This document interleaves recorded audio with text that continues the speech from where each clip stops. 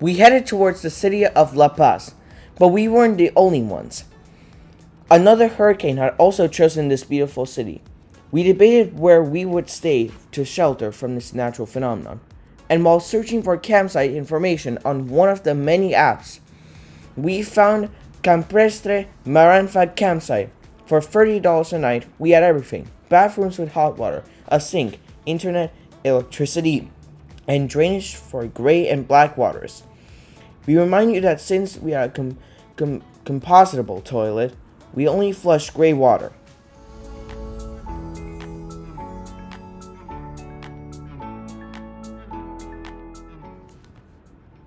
The hurricane forced us to slow down and rest for a few days at this campsite. In the end, it was just a 2-day storm because the strongest part passed through the Pacific. And in our San Juanico video, we showed the damage it caused. We leave you the link in the description.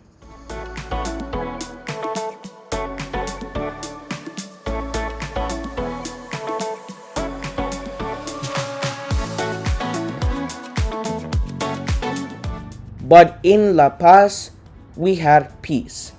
And we also met a group of international travelers who we became friends with since we were all in the same boat. We met a young Brazilian couple traveling in a van, a French family who were coming from Canada and heading to Central America, and an Argentine family like us but who really live in Argentina. They are the Road family, or Familia Rutera, and have a YouTube channel with a lot of followers. They made a van tour video for us where Facu interviews Gonzalo about tango. We recommend you watch it. After the hurricane hit, we went to explore La Paz and arranged to meet up with our traveling friends at Tecolote Beach, where we planned to spend a few days sleeping on the beach. To do this, we had to cross the La Paz Boardwalk, or Malecón, which was a truly scenic route.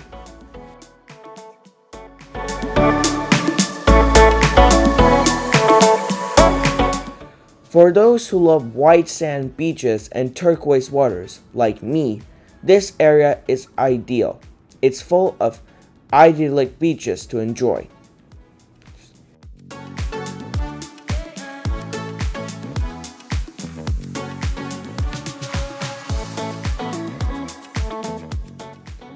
The palm trees along the boardwalk were full of dates.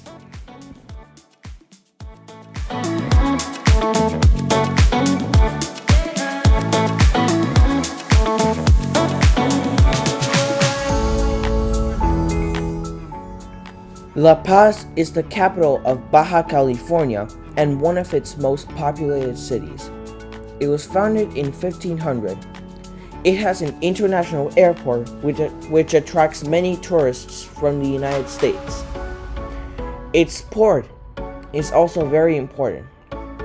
It was built by the Spanish in the 1600s and currently offers several ferry companies that travelers frequently use to travel from Baja California to the Mexican mainland. Ferries go to Mazatlan and Topolobampo. Many travelers choose Mazatlan, located further south, to take the Jalisco route to visit the tequila wineries. Ferry prices aren't cheap, and for a van, they can cost around $800 and up. For a truck, it would be $1,000 or more, but it is cheaper and safer than driving back almost to the US border and then back down. Keep in mind that Mexico is a very large country, and the ferry is a good option for getting to the places you're most interested in without having to drive too far. It also depends on the route you're taking, but if you want to explore Central America, it's ideal.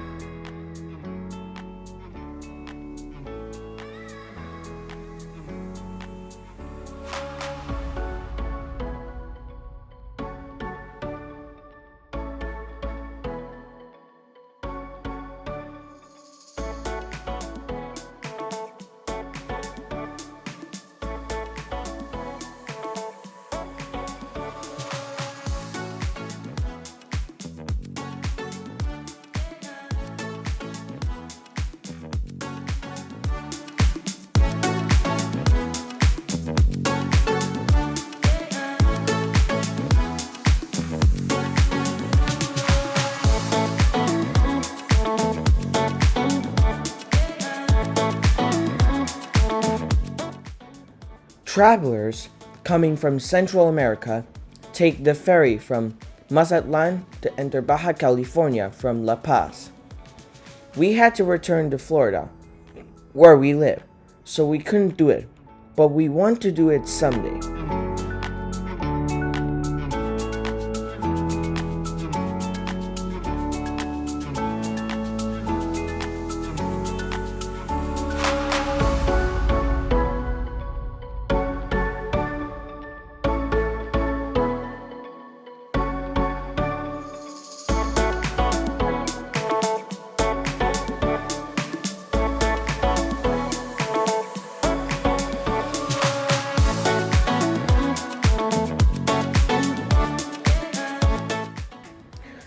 Here we left the city of La Paz and took Route 11 toward Tecolote.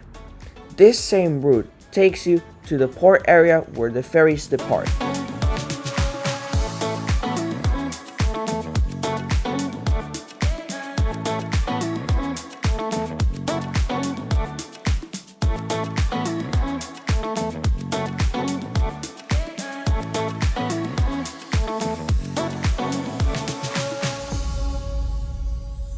The route takes you past countless must-see beaches.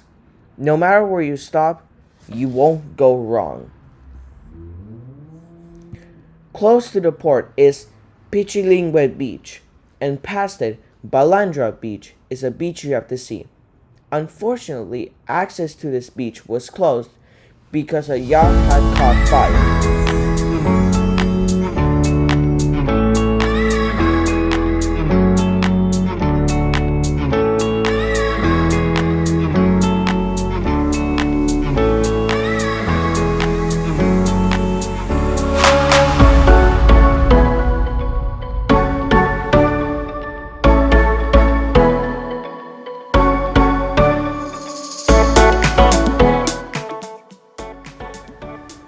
Finally, we passed the port where the ferries depart to the mainland.